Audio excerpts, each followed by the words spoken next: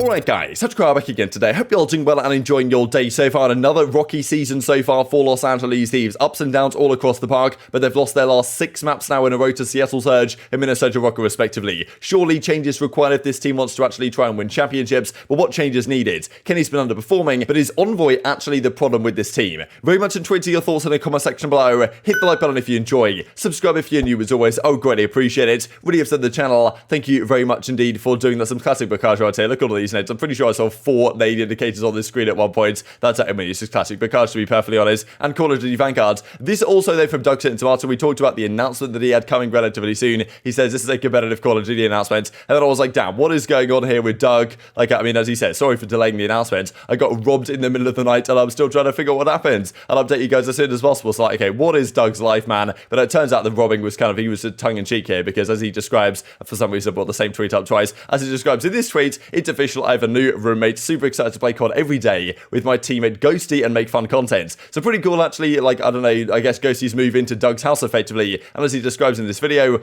sorry to delay the announcement, but I got my jet ski robbed, turns out Ghosty's on the jet ski, so thought this is pretty cool actually. But interesting stuff from Doug really, like he's saying, okay, Ghosty, super, I guess he has a lot of faith in this guy from the Challenger side, they're gonna, I guess, be a joy for the rest of the year, team together, make content together, so thought it was kind of a cool idea actually. Don't really see this every day, and he's even got the kind of hoodie on, the Boston hoodie, so maybe that's a route that he could take onto the Boston organization as well, as of course Doug is still the substitute over there right now, and honestly, Boston are kind of on a downward trajectory, so maybe bringing Doug into the team, it's about time. I'd certainly love to see it, albeit it, you know, might be relatively unlikely. So yeah, here we go, Ghosty and Doug, apparently that's going to be a joy for the rest of the year, and Doug always killing it on the content side as per usual. Of course, what the subline is, they are having a tournament with the Boston Breach, actually on Major 4, of course, is the subliners tournament, but 1 week prior, Boston Breach are hosting a Challengers event, and like you imagine Doug and Clay, and who knows if Clay's even going to be still in Challengers at that point, might have a spot in the league, who knows what's going to happen, but that's not too far away at this point, and tickets seemingly have started to go on sale. Let's talk about Los Angeles Thieves then, because of course their season so far has been pretty tragic. They've taken a remarkably different approach. Last year they made all sorts of changes. They were like, okay, the team's not working, we got to blow it up. They're blowing it up every week, and effectively, like, the changes they made, each individual change had some sense behind it, honestly. But you know, as it turned out, the team didn't really have that much time to gel and work together, and every single time it seemed like they formed a new team, they'd play FaZe, get bodied, and think, okay, well, this team can't win events, let's just try something else effectively. This season they've said, look, we're going to stick by it through thick and thin. They've had their ups, they've had their downs, most certainly they're in one of their down periods again at the present time,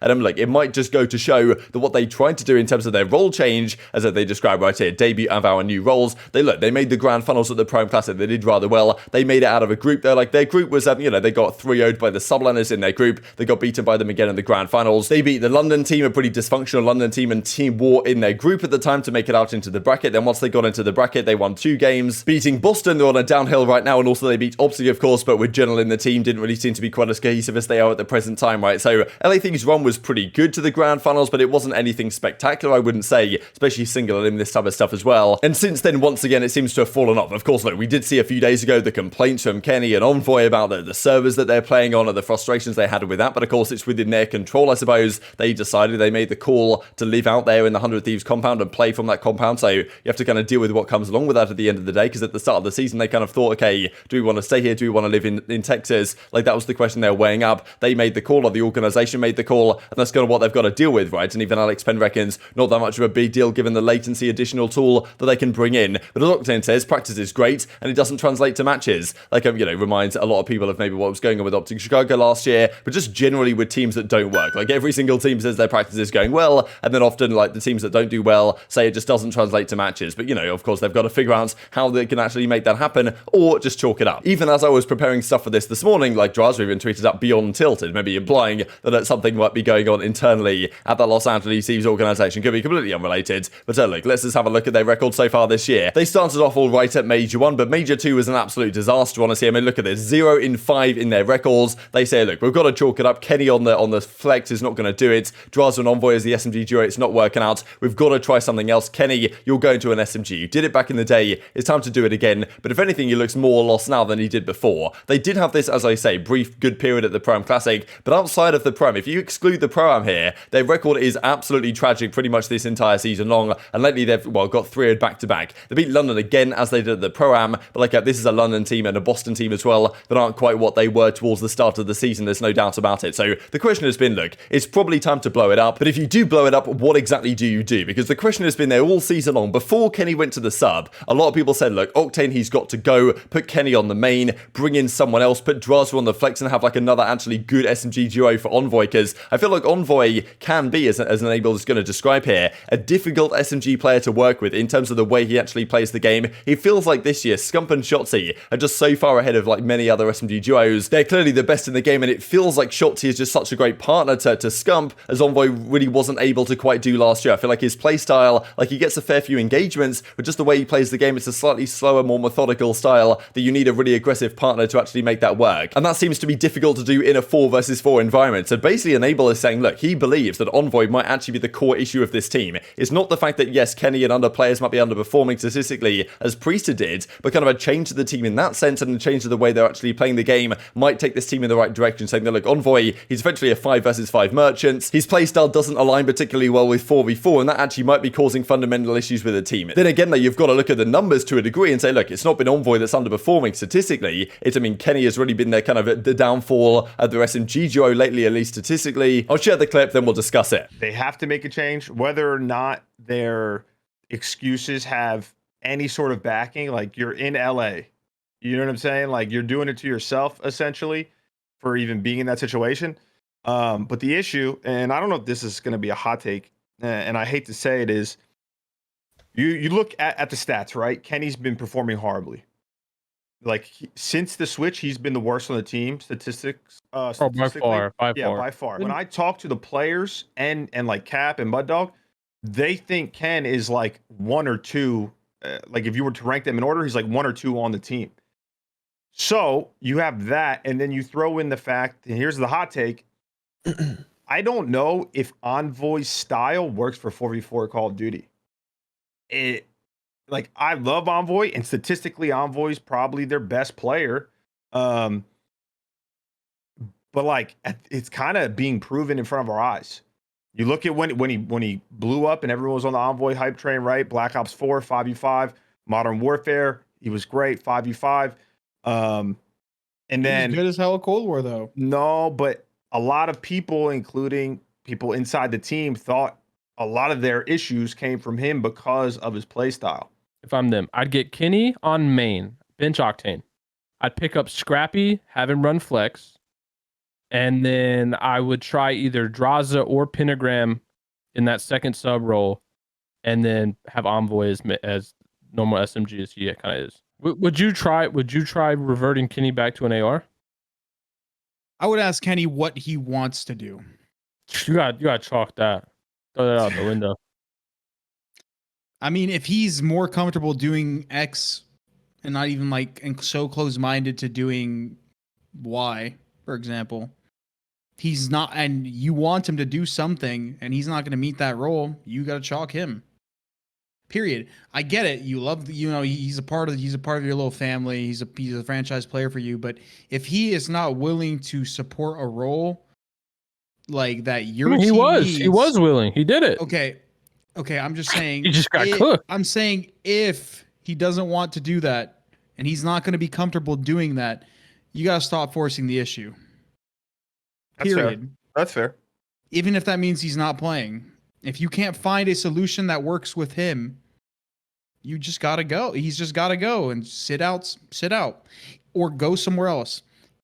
There's nothing wrong with him sitting out if this is just like they can't find a way to make it work. And he should understand that. So there's so many things you can do with this roster. I don't know if they're going to do any of them right, but Los Angeles Thieves do have the resources, right? If they want to buy a player like Scrappy out or try and get someone off another team, they probably would be able to make it happen. But whether they want to make it happen between week 2 and week 3 of Major 3 qualifiers or into the Major, that's another question. But I think if it doesn't work out for them this Major, they're going to have to do something going into Major 4, because clearly this team right now is at risk of not making the World Championships, which is not where they want to be. Even last season, Kenny said that with the shambles they were going through, he was like, look, this seems a disaster. Bench me, trade me, like, do whatever it takes for this team to win, even if I'm not a part of it. And maybe that happens again this season, right? Because as kind of was being talked about, there were so many discussions in that podcast. I'll leave a link down below. But, Parasite was even saying at another point that, like, look, if Kenny isn't going to work with this team in whatever role it is, maybe it's just not his year, it's just not his game. Like, it's time for him to step away, to be honest. He's never been benched or dropped in his entire career. And, maybe there's a reason why the team is still struggling with him on the lineup. Now, I just wanted to look here. This is the comparison between the stats from the start of the season and the stats when the role change has been made. So these are the role change stats from the Prem through to the present day. We've got Envoy with a 0.93. We're just looking at hardpoint here, but I mean, even Search and Destroy. Kenny has a 0.6 in Search. Like, you can look at the other gamers, but hardpoint kind of gets a lot of the story across here. That Envoy and Kenny both have, 0.9s pretty much across the board. More engagement to Envoy than Kenny. And Drazah and Octane have been playing rather well, right? 1.13, 1.11. This is across the Prem, as I say, and the start of the Major 3 qualifiers. These numbers look remarkably different to what we saw for the first half of the season, which it looks like this. So these numbers, of course, are worse across the board, because, I mean, this Major 2 qualifiers especially was pretty tragic. But really, in this part of the year, it was probably Octane who was their most underperforming player, a 0.9 in their hardpoint. Now he's actually got about a 1.11. So it is interesting, really, how, like, Envoy was probably their best performing player with this first part of the season, like, at least in terms of statistics, like the engagement numbers were pretty impressive. Envoy probably had the most takeover series, and Kenny was the duo of Octane. That's what people are saying, really. Octane was underperforming the first half of the year when Kenny was his duo. Now Envoy is the SMG, Kenny is his duo, and all of a sudden it's now Envoy that's more underperforming than he was before, and it's the ARs that are kind of turning up a little bit. So it does kind of raise the question, is Kenny the common denominator across the board as to which of his duos are kind of struggling? I think the argument is there to be made, but the problem is, what do you actually do with this team? Because I was saying that at the start of the year that maybe Kenny to the main, dropping Octane, like, bringing Drazah to the flex and bringing another SMG alongside Envoy could be the way to go. I think that kind of argument has merit based on these stats from the start of the season, but now you look at these stats, all of a sudden you think, okay, hang on a second here, Drazah and Octane have been playing rather well. You probably want to keep them together. So maybe it's time for Kenny to step out and just bring in like a guy like Pentagram or another fast, aggressive SMG player that actually wants to run that role. Because it's quite clear that Kenny didn't really want to run this SMG. He was effectively forced into it because the team felt like that's what was required to make this team work. So basically what people are saying is, okay, probably keep Octane, keep Drazah the way they're playing right now, but one of Kenny and Envoy has to go. And it feels like getting rid of Envoy seems unfair. Even if Enable might be right that his playstyle isn't so suited for this game, he's still been the better player this year out of the two of them, I would certainly argue. So if it were me, maybe benching Kenny and bringing Pentagram in is the way to go, because the problem is that if you don't bench Kenny, you probably have to put him back to a main AR, or I suppose the flex role again, or whatever you want to do. But as I said, really, when this change was initially announced, the role change is like, look, if this doesn't work out, you've probably just got to blow it up, right? Because you can't be just flopping around these roles again and again, knowing what the ceiling was when that team initially had those roles that wasn't particularly high, as we saw throughout stage 2, especially with the 0 and 5 map count. So I don't know what they'll do. I think probably they'll just stick it out through the final week here and into the Major 3, Major 3 itself, right? But if that doesn't work out at all and they come top 6 or worse, they're probably going to have to blow the entire thing up. Not sure what they blow up though, and I think it would be good to see Pentagram get his shot in this starting team. But just looking at these power rankings real quick here that decided to come out with, you guys might disagree with them or you might agree with them, but I thought it was rather incredible the fact that, look, we've seen the likes of Boston Breach, London Royal Ravens, Los Angeles Guerrillas, they've fallen off the pace drastically. Optic and FaZe are still here number 1, number 2, there's no doubt about that. But Los Angeles Thieves, given their roster, given the caliber of their team, they should be the number 3 team, or at the very least top 4 with the Subliners, Ultra, some of these guys as well. But they're down there in 8th right now, which I feel like is probably about right given the current circumstances. Of course, they lost to Seattle, they lost to the Minnesota Rokkr, got 3-0'd by Seattle in that kind of tragic fashion we saw a couple of days ago. It's like, look, this is just nowhere near good enough for a team of this caliber. They've got to probably change something soon. And just to finish out the video here with this, as we're kind of talking about the power rankings, as Crone says, who do you think is the 3rd best team in the league right now? It's really tough to say who's the 3rd best behind these 3. I still kind of want to say New York, actually, given their circumstances, but they did lose to Ultra. But I still feel like right now I'd say that maybe New York are just slightly above Ultra in my power rankings. You guys might disagree. Minnesota have made incredible progress, but I want to see them play like some real tough teams and some tough opposition before I announce them the 3rd best team. So I might just about say New York, but Toronto and Minnesota are right nipping at their heels in my opinion. But very much enjoyed your thoughts in the comment section below. Hope you guys enjoyed the video. If you did enjoy it, hit on the like button, tell us your YouTube gods, this is a good video, others like you should see it as well, and upgrade the competitive Call of Duty community. Thank you for watching as always, take care of yourselves, and I'll see you next time.